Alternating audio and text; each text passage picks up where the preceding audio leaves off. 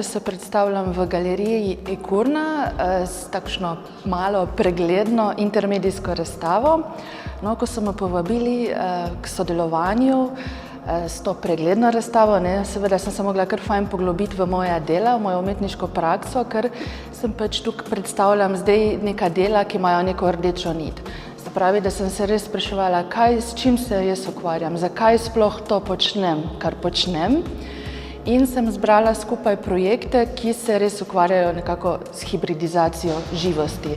Se pravi, to skupno simbiotično življenje med človekom, homo sapiensem in strojem in z virtualnimi svetovi in to križanje virtualnih svetov in realnih svetov, se pravi, da združujem ta kontrastna si principa, se pravi princip virtualnosti in princip realnosti, no, ker tudi tukaj na razstavi potem imam to prikazano in smo tudi mi, ljudje kot posamezniki, smo vključeni v to, nekako nas soočam s temi principi hibridnosti, kajti danes vsak sodobnik je že hibrid.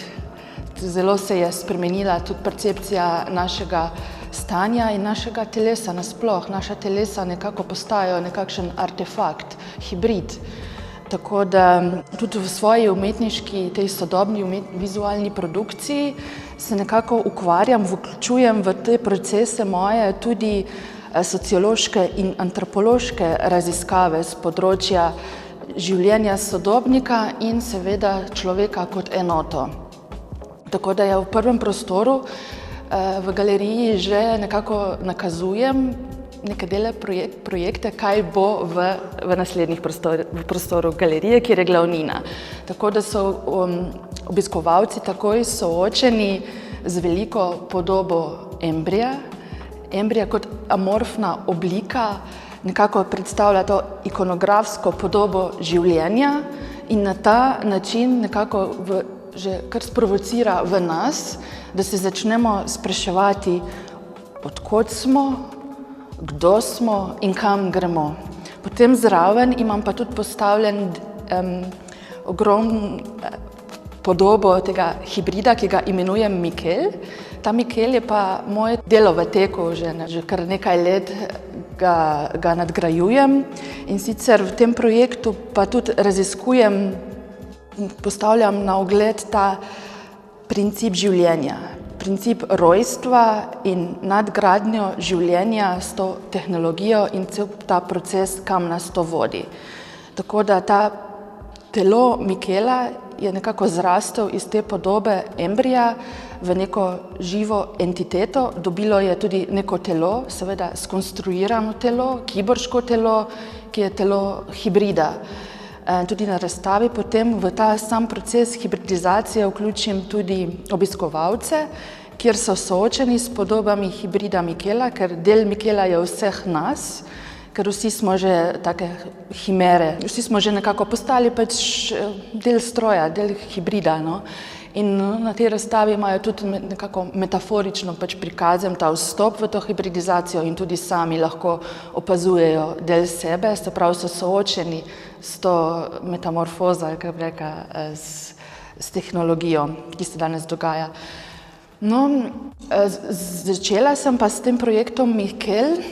Ko sem prvič bila soočena, nekako na internetu sem našla posnetek, 3D posnetek ultrazvoka nerojenega otroka. To se mi zdi pa najbolj intimen vdor tehnologije v človeško telo. In kaj me je še to integriralo? Ne samo ta vdor, ampak da je ta mati tega nerojenega otroka ta posnetek dala na internet, na to platformo YouTube, se pravi dostopno vsem.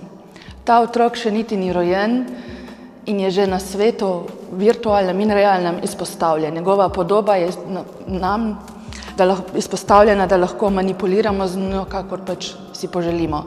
No in ta posnetek sem jaz vzela iz YouTubea, z platforme YouTube in ga implementirala v inštalacijo fMRI-1. Ta inštalacija fMRI-1 je postavljena kot tak laboratorijski eksponat, se pravi laboratorijska miza, star laboratorijski respirator in monitor. In na tem monitorju, cela postavitev je taka hladna in na tem monitorju smo soočeni s to toplo, nedolžno podobo tega embrija.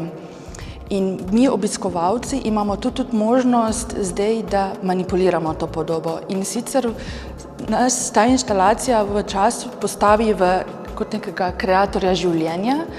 In sicer s tem respiratorjem, ki nam, ljudem, daje možnost življenja. Jaz sem to spremenila koncept in sicer v tem primeru mi, ko pihnemo v ta respirator, damo življenje tej entiteti, temu embriju.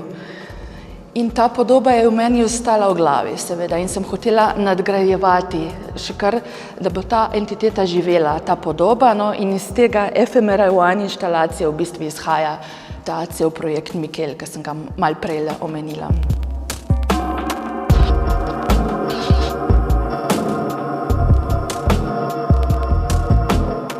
Vsa ta hibridizacija, človek, tehnologija, homo sapiens tehnologija me je vodila tudi seveda do androidne znanosti. Androidna znanost je pa meni je zelo zanimiva platforma za raziskavo človeka. In sicer se gre za raziskavo človeka preko robotike.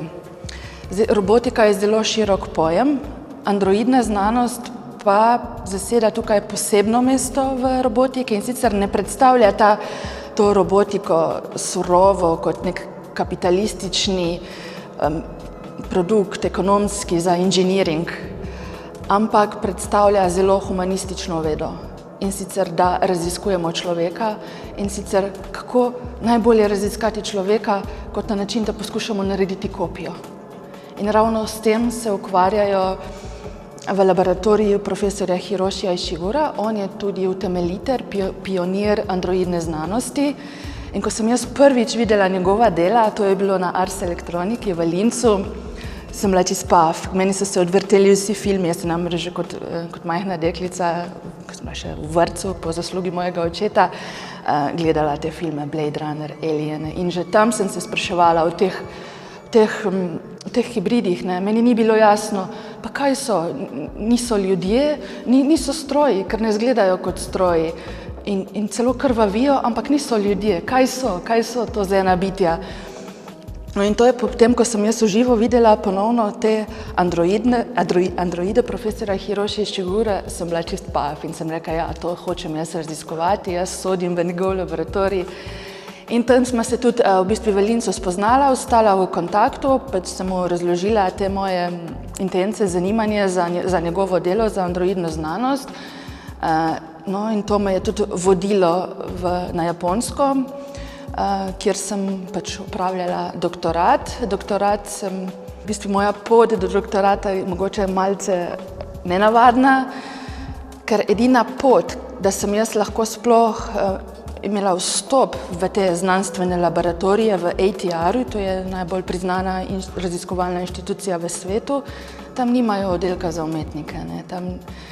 In kot umetnike ne sprejmejo notri in da sem lahko sploh prišla, sem pač mogla biti doktorski raziskovalec. No in ko sem to dobila, sem pa lahko šla, potem so me pa sprejeli in sem kar nekaj časa preživela pri njih.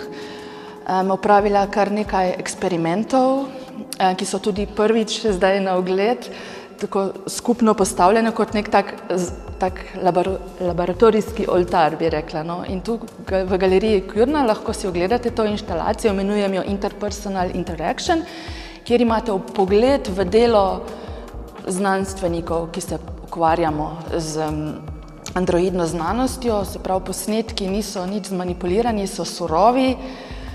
Tudi ta postavitev je nekakšno, bi rekla, mogoče malce hladna, zato sem pa ravno na sredino postavila tudi dokumentacijo teh eksperimentov in mojega življenja ta čas v laboratoriju na Japonskem. In sicer sem dokumentirala s polaroidno fotografijo, ki daje neko takšno mehkobo, tako da je tudi nek tak znanstveni dnevnik, no, na ogled s temi polaroidnimi fotografijami in mojimi zapisimi, mojimi mislimi, ki so mi pač prihajala na misel ta čas, ko sem bila tam. Je bilo zanimivo in tudi zelo naporno. Moram reči, da mi je res odprlo veliko novih vprašanj. To, kar se sedaj dogaja, mislim, da se mi niti ne zavedamo. S čem vsem se bomo mi morali soočati, tako da nimamo vprašanj, nimamo odgovorov, se opravičujem, le vprašanja. In to tudi pač izpostavljam na tej razstavi in moram tudi reči, da z vso to predstavitvijo hibridizacija živosti, vsi ti projekti, ki so tu na ogled, ne želim biti kritična. Jaz nisem kritična do teh stvari, ker mislim, da v tem momentu, v tej postavitvi niti ni mesto za biti kritičen, ampak s temi projekti samo kažem informativno, kaj se dogaja. Je to aksiomatična postavitev, s čim se moramo soočati. Kar se tiče robotike, jaz tudi večkrat rečem, ne smemo več govoriti, roboti prihajajo, roboti so že tu.